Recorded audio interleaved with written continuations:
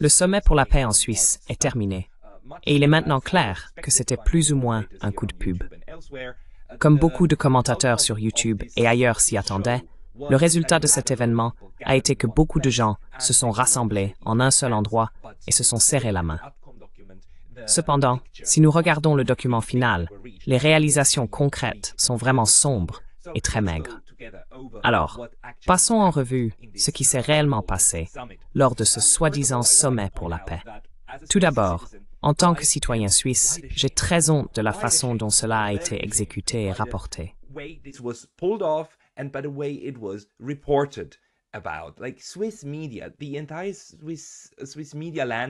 L'ensemble du paysage médiatique suisse est rempli de propagande.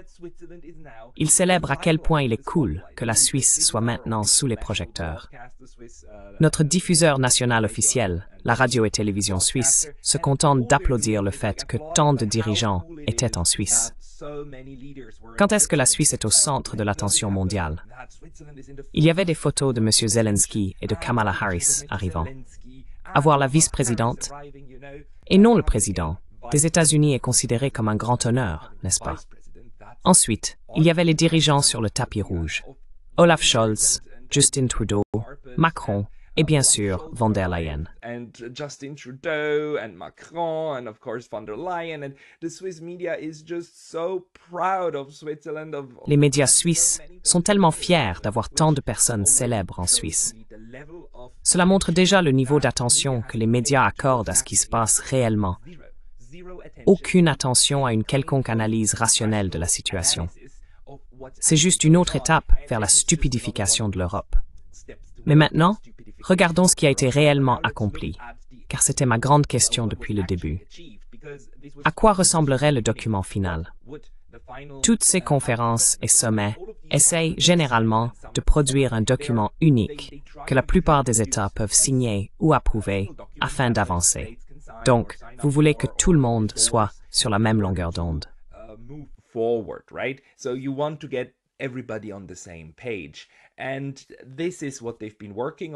Et c'est ce sur quoi ils ont travaillé, en dehors de la séance photo. Et vous savez, la séance photo était intense, n'est-ce pas? C'est ce vers quoi ils ont travaillé. La photo de famille est le grand résultat. Et bien sûr, les médias suisses la célèbrent comme un énorme succès, parce qu'il y a tant de délégations. Mais si vous regardez le contenu diplomatique de ce qui a été accompli, c'est au-delà de maigre. Si vous pensez que c'est la seule chose sur laquelle ils ont réellement pu se mettre d'accord, c'est vraiment assez triste. Le document commence, il s'appelle le Sommet pour la paix en Ukraine. Communiqué conjoint sur un cadre de paix, publié hier, le 16 juin. La guerre en cours de la Fédération de Russie contre l'Ukraine continue de causer des souffrances humaines et des destructions à grande échelle.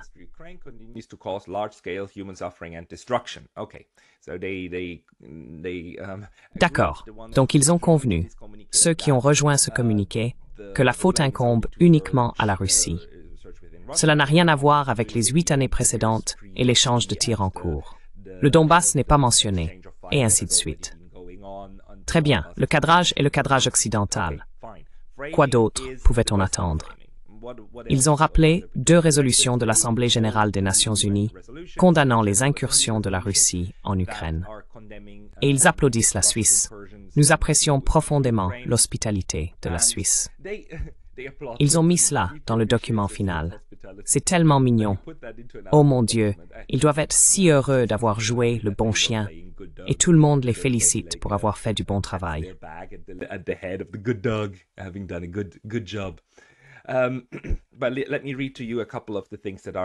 Mais laissez-moi vous lire quelques-unes des choses qui sont vraiment intéressantes. Nous avons eu un échange fructueux, complet et constructif de divers points de vue sur les voies vers un cadre pour une paix globale, juste et durable, basée sur le droit international, y compris la Charte des Nations unies. Je trouve intéressant qu'il mentionne le droit international. Il ne mentionne pas l'ordre international fondé sur des règles. C'est déjà une approche différente de ce que nous entendons habituellement, et j'apprécie vraiment cela. Nous réaffirmons particulièrement notre engagement à nous abstenir de la menace ou de l'utilisation de la force contre l'intégrité territoriale ou l'indépendance politique de tout État. Against the territorial integrity or political independence of any state. And I seriously wonder, because Serbia is one of the countries that signed this document. Et je me demande sérieusement, parce que la Serbie est l'un des pays qui ont signé ce document, si la Serbie va utiliser cela pour rappeler à ces pays que reconnaître l'indépendance du Kosovo va en fait à l'encontre de cet accord. Je me demande si c'était la raison de la Serbie, parce que les Serbes ont adhéré à cela. Bien sûr, nous savons tous que cela ne sera valable que dans le cas de la Russie et de l'Ukraine. Tous ces pays oublieront immédiatement qu'ils ont réaffirmé ces principes une fois que la situation changera et que les États-Unis attaqueront à nouveau ou que l'OTAN envahira un territoire. Mais allons au cœur du sujet. Il y a 3 articles dans cet accord qui sont convenus.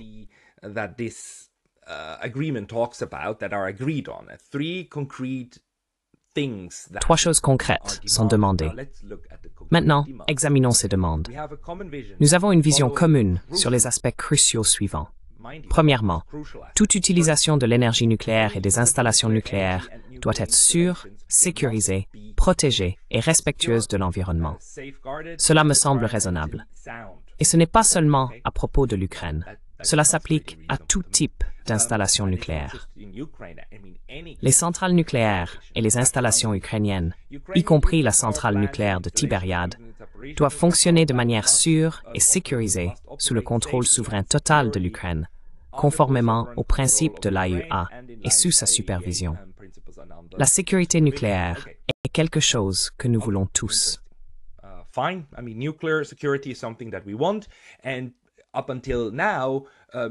Jusqu'à présent, nous entendons parfois que la centrale de Zaporizhzhia est bombardée. Dans les médias occidentaux, nous entendons toujours que quelqu'un la bombarde et que quelqu'un l'attaque alors que les Russes l'occupent.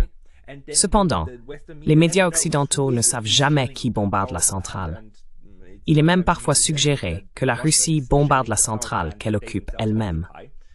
En un sens, cet appel à ce que tout le monde laisse ces centrales tranquilles est tout à fait bienvenu. Je suppose que cela inclurait également les Ukrainiens. D'un autre côté, il est dit que Zaporizhzhia devrait être rendu à l'Ukraine. C'est compréhensible, car il s'agit d'un sommet pour la paix pro-ukrainien. Donc, c'est la première demande. So this is the first demand. Any threat or use of nuclear weapons. Toute menace ou utilisation d'armes nucléaires dans le contexte de la guerre en cours contre l'Ukraine est inadmissible. Deuxièmement, la sécurité alimentaire mondiale dépend de la fabrication et de l'approvisionnement ininterrompu de produits alimentaires. À cet égard, une navigation commerciale libre, complète et sûre, ainsi que l'accès aux ports maritimes de la mer Noire et de la mer d'Azov sont essentiels. Les attaques contre les navires marchands dans les ports et tout au long de la route, ainsi que contre les ports civils et les infrastructures portuaires civiles, sont inacceptables. La sécurité alimentaire et l'interdiction des attaques contre les navires civils et de fret relèvent du bon sens. En vertu du droit international humanitaire, attaquer les infrastructures civiles est déjà illégal.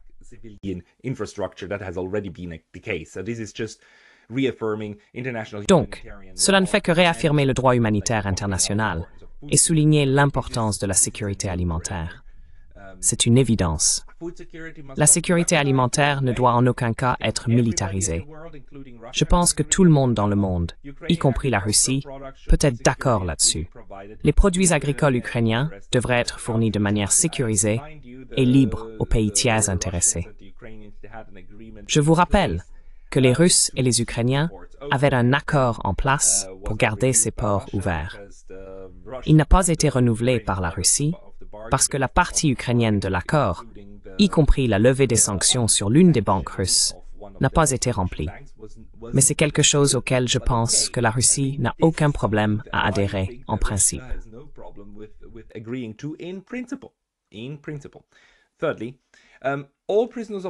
Troisièmement, tous les prisonniers de guerre doivent être libérés par un échange complet.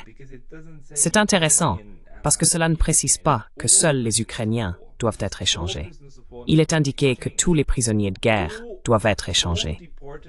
De plus, tous les enfants ukrainiens déportés et déplacés illégalement, ainsi que les autres civils ukrainiens qui ont été détenus illégalement, doivent être renvoyés en Ukraine. Les personnes qui ont été détenues et emmenées doivent être renvoyées. Cela ressemble à un échange de prisonniers, où les prisonniers de guerre doivent être échangés. C'est une évidence, et c'est déjà couvert par le droit humanitaire international. Il y a eu des échanges de prisonniers en cours entre la Russie et l'Ukraine.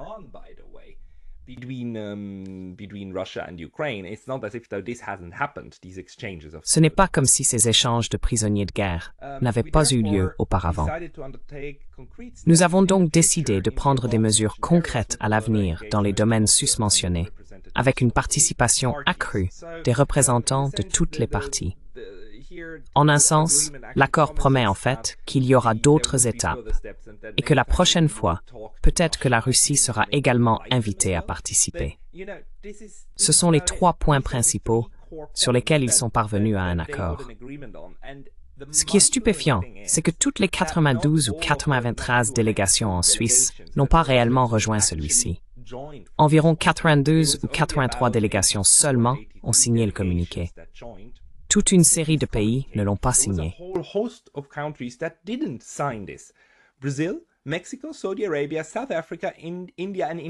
Le Brésil, le Mexique, l'Arabie saoudite, l'Afrique du Sud, l'Inde et l'Indonésie n'ont pas signé cela. C'est un consensus très minimal. Je suppose que ces pays n'ont pas signé parce que le communiqué condamne clairement la Russie et attribue la faute, ce qu'ils préféraient éviter, pour garder la Russie disposée à négocier par leur intermédiaire. De plus, l'Arménie, Bahreïn, la Thaïlande, la Libye, les Émirats arabes unis, la Colombie et le Vatican n'ont pas signé. Même le Vatican n'a pas signé ces documents. D'un autre côté, et c'est encore plus intéressant, regardons les pays qui ont signé cela.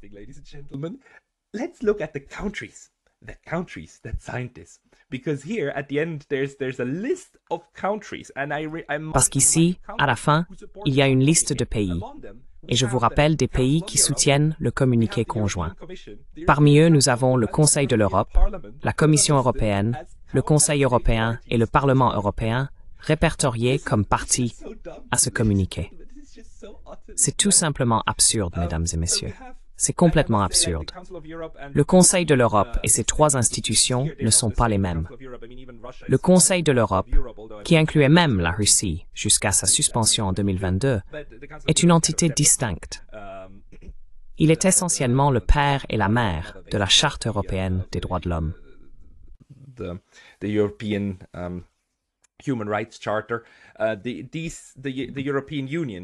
L'Union européenne, ses organes, la Commission dirigée par Ursula von der Leyen, le Conseil dirigé par Charles Michel et les autres ministres des pays de l'Union européenne, ainsi que le Parlement européen, sont répertoriés ici comme parties à l'accord.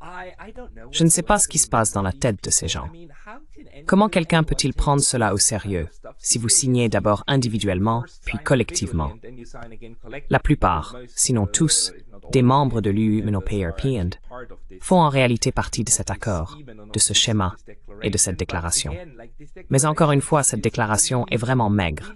Cela n'est en rien proche de ce que nous pensions que ce serait avec la formule paix de Zelensky. Permettez-moi de le souligner. Let me just emphasize that, right? But before this talk, we thought that Zelensky. Avant cette discussion, nous pensions que la formule de paix de Zelensky ferait partie du débat. La formule inclut le retrait inconditionnel de toutes les troupes russes, le rétablissement des frontières de l'Ukraine de 1991, le retour de la Crimée à l'Ukraine et un tribunal pour crimes de guerre contre Vladimir Poutine et d'autres responsables russes. C'est la formule de paix, n'est-ce pas? Cependant, la formule de paix ne figure pas dans le document final. Elle n'est même pas mentionnée en passant ou cachée quelque part. Elle est tout simplement absente. À la place, nous avons un accord selon lequel l'énergie nucléaire doit être utilisée de manière sûre et sécurisée. Nous avons un accord pour ne pas militariser la nourriture. Et le dernier accord concerne les prisonniers de guerre, stipulant qu'ils doivent être échangés.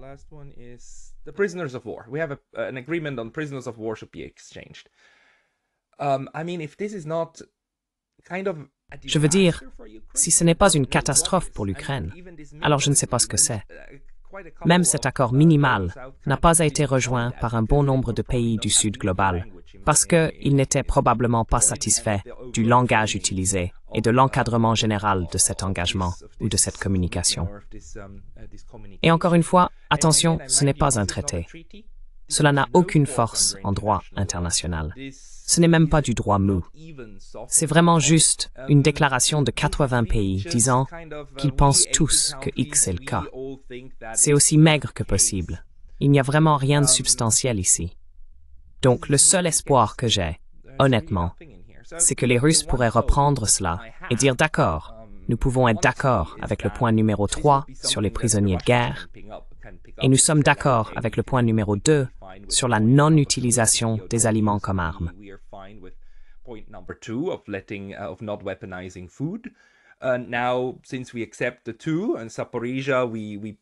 Maintenant, puisque nous acceptons les 2 points et séparons Zaporizhzhia, venons-en à la discussion. Je pense que les pays occidentaux ont peut-être en fait rendu service aux Russes. J'attends avec impatience de voir ce que le Kremlin va faire dans les prochains jours ou semaines avec cette annonce, car encore une fois, il n'y a rien de substantiel ici. Le fait que les Suisses soient vraiment fiers d'avoir accueilli cette réunion très importante, ils la considèrent comme une grande victoire en termes de relations publiques. Je l'interprète plutôt comme un désastre pour la neutralité suisse. Ils montrent clairement qu'ils sont du côté de l'un des 2 belligérants, en n'invitant même pas l'autre. Mais qui sait? But who knows? Who knows? The good thing here is that this final communiqué is so... La bonne chose ici est que ce communiqué final est tellement vague et signifie si peu que la formule de paix de Zelensky n'a pas été incluse dans l'accord. Peut-être que quelque chose en sortira. Peut-être qu'il y aura effectivement une prochaine étape, auquel cas je devrais revoir mon jugement à ce sujet. Mais pour l'instant, il me semble que surtout du point de vue ukrainien, à part la séance photo, il n'y a vraiment rien à présenter ici. Si les Russes reprennent tous ces points, alors vous auriez encore plus de mal à refuser de négocier. Nous verrons où cela mène, mesdames et messieurs. C'était mon évaluation du sommet de la paix en Suisse. Merci. Ladies and gentlemen, that was my assessment of the Swiss Peace Summit. Thank you.